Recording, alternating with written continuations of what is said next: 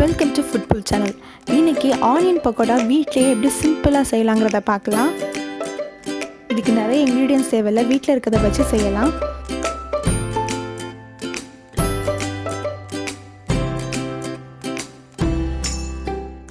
இதுக்காக நான் 2 பெரிய வெங்காயத்தை நீளமாக நறுக்கி வச்சுருக்கேன். இது கூட கொஞ்சம் உப்பு போட்டு நல்லா பிசைஞ்சிக்க போகிறேன்.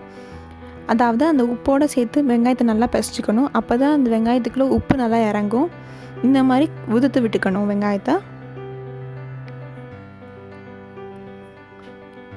இது கூடவே நான் 1 ஸ்பூன் மிளகாத்தூள் சேர்த்துக்கிறேன், ஒரு 1/4 ஸ்பூன் கரம் மசாலா சேர்த்துக்கிறேன், ஒரு 1/2 ஸ்பூன் இஞ்சி பூண்டு பேஸ்ட். இது எல்லாத்தையும் நல்லா பிசைஞ்சிடுங்க.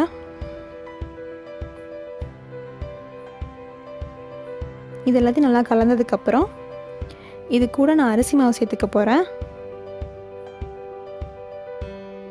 ஒரு 2 ஸ்பூன் அரிசி மாவு நான் இதில் சேர்த்துக்கிறேன்.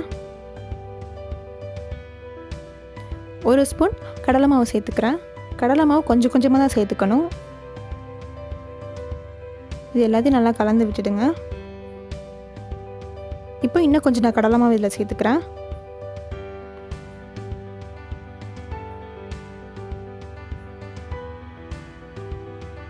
தண்ணி எதுவும் சேர்க்காம அந்த வெங்காயத்தில் உள்ள தண்ணியை வச்சு இது நல்லா சேர்த்து பிசைச்சிக்கணும். இப்போது இதில் நான் சூடான ஆயிலை ஒரு கரண்டி ஊற்றிக்கிறேன்.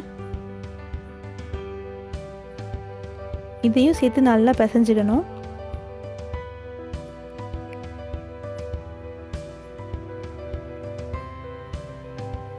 இந்த அளவுக்கு மாவு ஒட்டியும் ஒட்டாமே இருக்கணும்.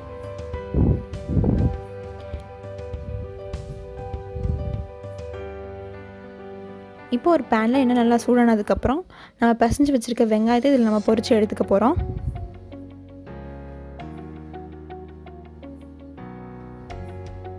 இந்த மாதிரி கொஞ்சம் கொஞ்சமாக உதுத்து போட்டுக்கோங்க.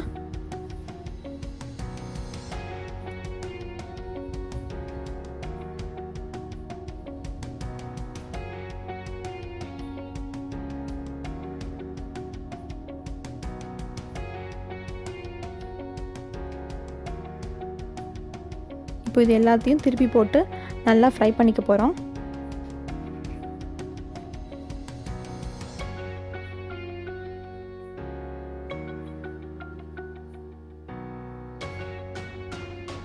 பக்கோடா நல்லா மொறுன்னு ஆகிற வரைக்கும் இதை ஃப்ரை பண்ணிக்கோங்க.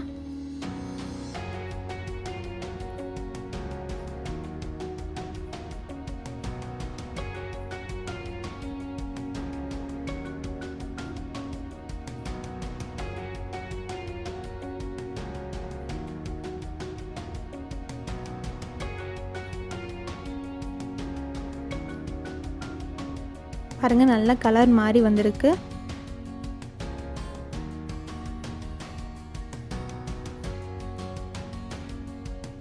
இப்போ நல்லா மொறுன்னு வந்துருச்சு. இப்போ நம்ம இது எல்லாத்தையும் தனியாக எடுத்து வச்சுக்கலாம்.